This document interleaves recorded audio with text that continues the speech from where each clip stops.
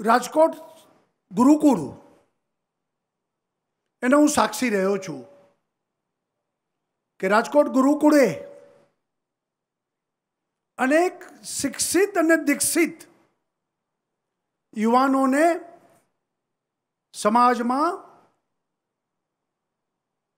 આગળ કરીને ઘડતર કરીને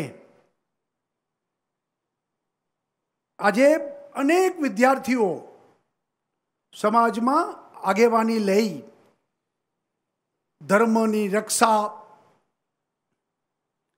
શિક્ષણમાં ઘણા સંતો પણ બન્યા છે, ઘણા ડોક્ટર, એન્જિનિયર, અનેક ક્ષેત્રોમાં ગુરુકુળમાં શિક્ષા લઈને નીકળેલા લોકો એ સમાજમાં અલગ રીતે બે મુઠ્ઠી ઊંચા થઈને આજે સમાજને લીડરશિપ આપી રહ્યા છે. મને આનંદ એ વાતનું છે કે આજે 35મી ગુરુકુળ એટલે બીજા અર્થમાં 35મું સ્વામિનારાયણ સંપ્રદાયનું શૈક્ષણિક સંકુલ વિદ્યાધામ આજે વડોદરા ખાતે એમનું ઉદ્ઘાટન થયું છે. સ્વામિનારાયણ સંપ્રદાય વ્યક્તિની આધ્યાત્મિક ચેતનાને આગળ લાવવા પ્રયત્ન કરે છે, પરંતુ સાથે સાથે સમાજ જીવન વધુ મજબૂત બને, શિક્ષણ, આરોગ્ય, સેવા, સંસ્કાર આ બધી બાબતમાં દસો દિશાઓમાં દરેક વિસ્તારમાં સંતો કામ કરી રહ્યા છે. અને એને કારણે આજે ગુજરાત એ બીજા રાજ્યો કરતા અલગ રાજ્ય દેખાય છે કે જેમાં વ્યસન ન હોય, દારૂબંધી આપણે ત્યાં છે, યુવાનો વ્યસનના રવાડે ન ચડે, રચનાત્મક કામ કરે, સમાજ જીવનમાં શિક્ષણ અને આરોગ્યની સેવાઓ પૂરી પાડીને લોકોને ઉપયોગી થવા, લોકોના દુઃખે દુઃખી, લોકોના સુખે સુખી, અને એ પ્રકારે સંતો પોતે ઘસાઈને પોતાના જીવનને સમર્પિત કરીને આ કામમાં લાગેલા છે.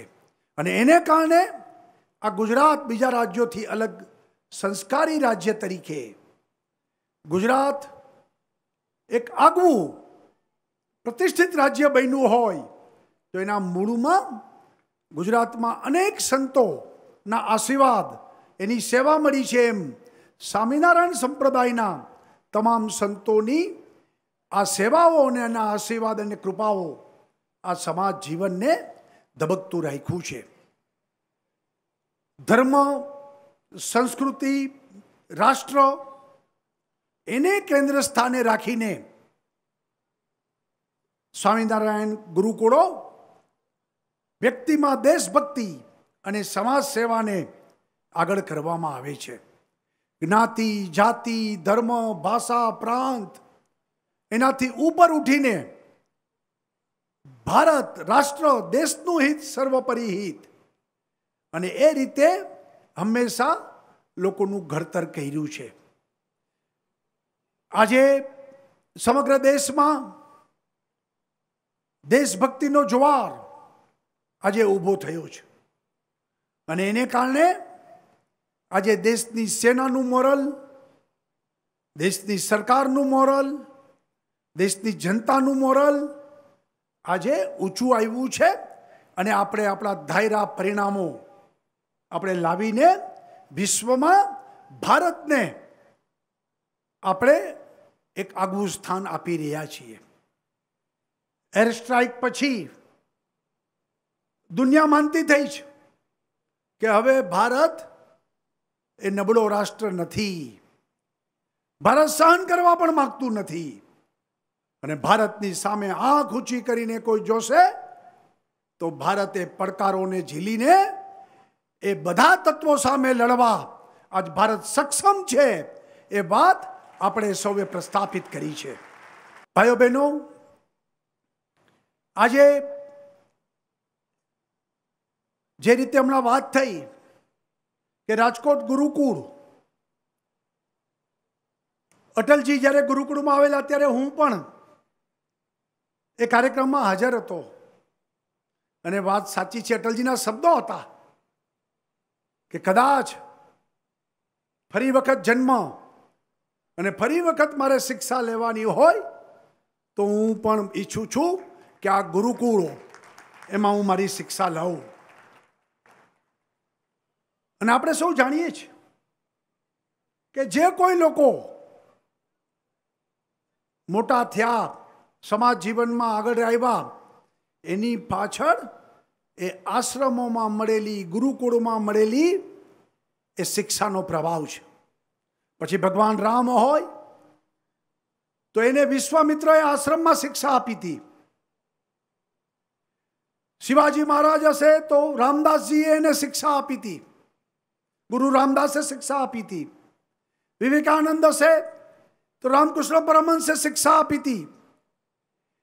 શિક્ષા એટલે ખાલી સિલેબસ નહીં, પરંતુ શિક્ષાની સાથે દીક્ષા, એ વ્યક્તિના સર્વાંગી વિકાસ અને એની આધ્યાત્મિક ચેતનાને જગાડીને એ મહામાનવ બને, એની પાછળ એ બધા ગુરુ અને આશ્રમોની, ગુરુકુળોની વ્યવસ્થાઓએ એ ઘડતર કર્યા છે.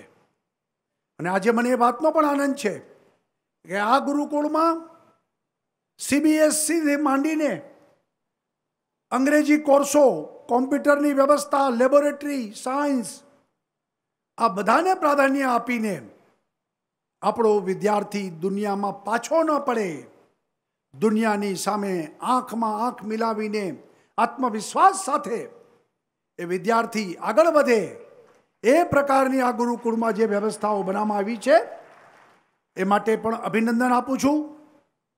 રાજ્ય સરકારે હંમેશા શિક્ષણ અને આરોગ્ય આ વિષયને ધ્યાનમાં રાખીને પ્રયત્નો કર્યા છે. એક સમય એવો હતો 2001 પહેલા નરેન્દ્રભાઈ મુખ્યમંત્રી નહોતા ત્યારે આ ગુજરાતમાં માત્ર 9 યુનિવર્સિટી હતી. આજે ગુજરાતમાં 60 યુનિવર્સિટી પ્રસ્થાપિત થઈ છે. ગુજરાતના વિદ્યાર્થીને બહાર જવું ન પડે. પેટ્રોલિયમ યુનિવર્સિટી, ફોરેન્સિક યુનિવર્સિટી, રક્ષા યુનિવર્સિટી, યોગ યુનિવર્સિટી, મરીન યુનિવર્સિટી, આ રીતે ટ્રાઇબલ યુનિવર્સિટી પણ આપણે શરૂ કરી રહ્યા છીએ. અને આ પ્રકારે બાયોસાયન્સની પણ હમણાં યુનિવર્સિટી માટે જમીન આપી આપણે. તો દરેક ક્ષેત્રમાં યુવાનોને તક મળે અને એના આધાર ઉપર એ ભવિષ્યમાં રોજી રોટી મેળવતો થાય, દુનિયામાં એનું કોન્ટ્રીબ્યુશન મળે. અભ્યાસની સાથે સ્નાતક, અનુસ્નાતક, રિસર્ચ, PhD એ ગુજરાતનો વિદ્યાર્થી કરતો જાય. સ્ટાર્ટઅપ, સ્ટેન્ડઅપ એ પ્રોજેક્ટોને પણ આપણે આગળ વધારી રહ્યા છીએ. ત્યારે મને એમ લાગે છે કે યોગ્ય સમયે right time for right job. આજે વડોદરામાં ગુરુકુળ ખુલે છે. મને આશા છે કે આ વિસ્તારના યુવાનોને શિક્ષાની થશે દીક્ષા અહીંથી પ્રાપ્ત થશે અને આવનારું ભારત એ ઉજળું, ભારતનું ભવિષ્ય ઉજળું રહેશે એની મને પૂર્ણ શ્રદ્ધા છે. આપ સૌ સ્વામીજીઓને પ્રણામ કરી અને શુભકામનાઓ પાઠવું છું. જય સ્વામિનારાયણ.